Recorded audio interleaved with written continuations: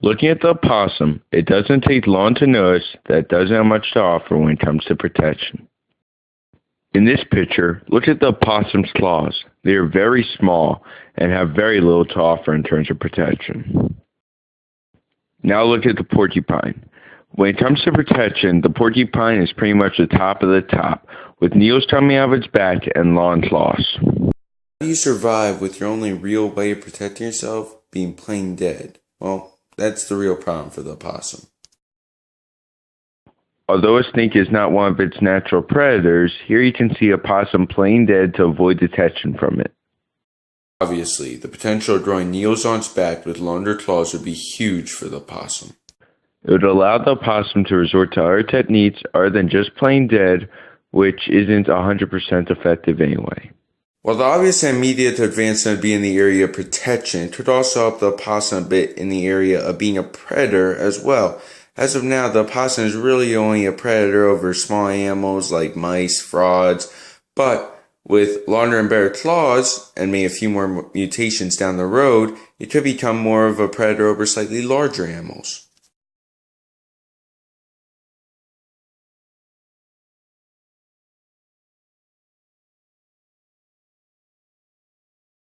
This is one of many opossums who was defeated by its greatest enemy, the automobile.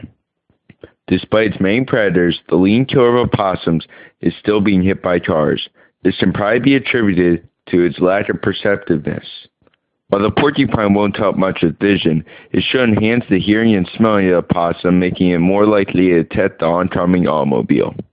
It's possible with its larger claws, the opossum could have larger prey as well.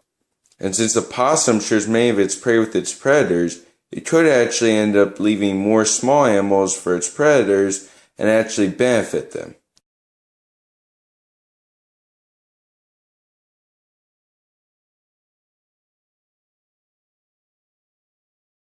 Being a realist, that last part is probably a bit optimistic. But perhaps over a long period of time with several mutations, it could become a reality. Now, how can this be done? Well, it actually isn't too much different from cloning somebody. HowStuffWorks.com had a great article about this. But what we want to do is to create a hybrid rather than a clone. First, you'd have to extract the egg from the porcupine. Then you have to take out the nucleus, which contains most of the genetic material, then also take out a nucleus from the opossum, and then place the opossum's nucleus inside the porcupines. This would still mean that the hybrid would be 99.9% opossum, but as you've seen from our animals, that makes a big difference. Just look at how different us humans are with so little DNA separating us. It always comes back to the building block of life, DNA.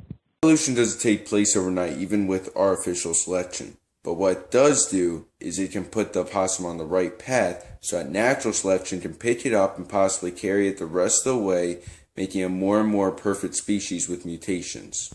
There already are several hybrids like the zebroid, which combines an equine and a zebra, and a liger, which combines a lion and a tiger. As you can see, both show characteristics of each animal.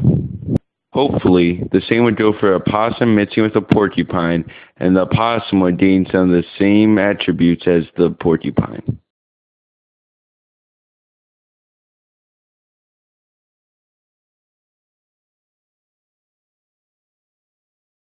To recap, mixing with a porcupine would be the perfect hybrid for opossum.